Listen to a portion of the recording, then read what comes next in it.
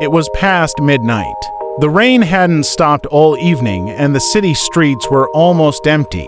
Inside his old yellow taxi, Imran wiped the foggy windshield with the back of his hand.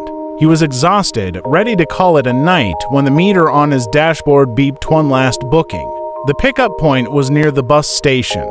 "Fine," he muttered, "one last ride, then home." As he pulled up, a figure stepped out from the shadows. A tall man in a long coat, his face pale under the dim street light. He didn't say much, just slipped quietly into the back seat and handed Imran a piece of paper. It was an old, crumpled slip with an address scribbled in faded ink. "All right," Imran said, "starting the engine, let's get you there." The roads were silent except for the sound of rain tapping against the roof. The passenger said nothing, not a single word. Imran tried to lighten the mood. "Long night, huh? You heading home from work?" The man didn't reply.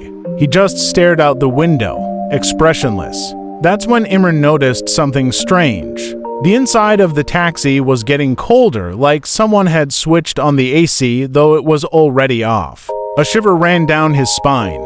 He glanced in the rearview mirror and his breath caught in his throat. The seat behind him was empty. Imran's hands tightened on the steering wheel. He dared not turn around, but his instinct screamed at him.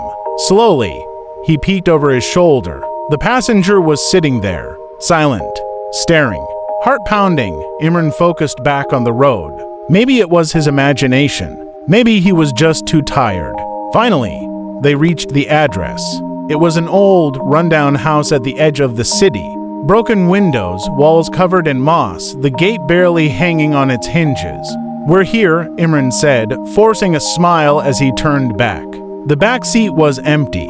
The door hadn't opened. The seatbelt hadn't moved. The passenger had vanished. Imran's chest tightened. His hands shook as he stepped out into the rain, staring at the crumbling house. An old man nearby, sheltering under a tree, saw him and asked, "What are you doing here at this hour?"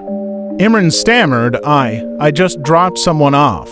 He gave me this address." The old man's eyes widened. "That's impossible. No one lives there. The man who owned this house died in a car accident 10 years ago." Imran froze. His mind replayed the pale face, the silence, the empty mirror. He realized the horrifying truth. That night, he hadn't carried just another passenger. He had given a ride to a ghost.